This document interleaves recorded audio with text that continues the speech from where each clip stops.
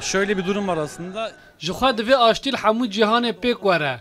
Divê ev wek qayde bê cîbicîhkirin û hemû mirov di nav aştî û sikûnetê de bi hev re bijîn.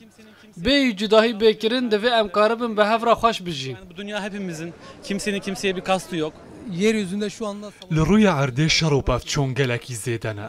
Em mirovin li em ji hevdû fêm nakin. Aştî tiştekî gelekî xweş e. Divê êdî rondikên çavan raweste. gözyaşı dinsin.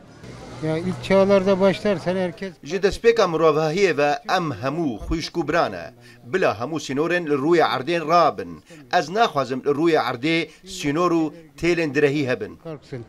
ji bo Kurdê me Tirkiye em barişê dixwazin, biratiyê dixwazin. Yani hêviye me ew e pirsgirêkê me hene. Zav yani giring e bê şopandin bê tenduristkirin. Ormanlarımız Di serî de divê daristanên me neyên şewitandin.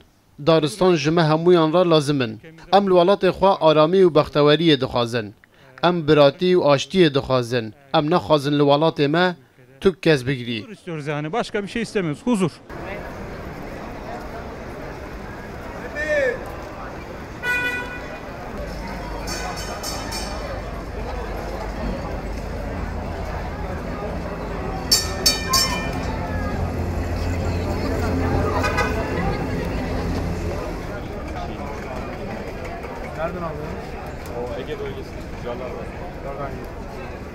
Türkiye'de maalesef yani ırkçılık.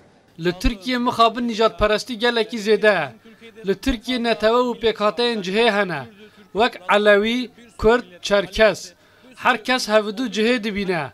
Li hin cihan dema tu Kurd, Elewî an Çerkes bî rastî cidakariyê tê. Çerkessin ya da Alevisin. Hani birçok yerde sürekli dışlanıyorsun. Li Tirkiye pirsa Kurd pirseka herî serek heye. Li Tirkiye 20 milyon Kurd hene. Kes nikara wan tune bijmêre.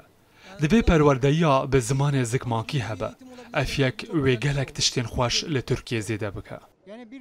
Ger em li hevdû guhdar bikin û bi hev re biaxivin wê hemû pirsgirêk û arîşe bêne çareserkirin. Bi hezkirin û guftgoyan encex her tişt çareser bibe. Em dixwazin zimanê xwe biaxivin. Kurdî vê derê erê me Tirkava tevê eva Tirkiye amade kiriye.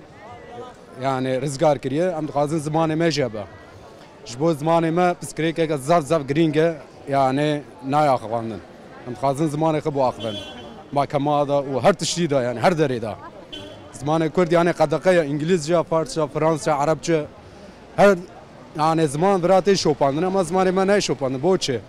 Yani konuları konuş. Divê hemû mijar û problem bêne axiftin. Bi rêya axiftin û guftûgoyê divê her tişt bê çareserkirin. Li şûna pevçûnan aştî û çareserî pêwîst e. Divê em bi hev re karibin li ser maseyekê rûnin her tiştî safî bikin. Bilmesi lazım yani.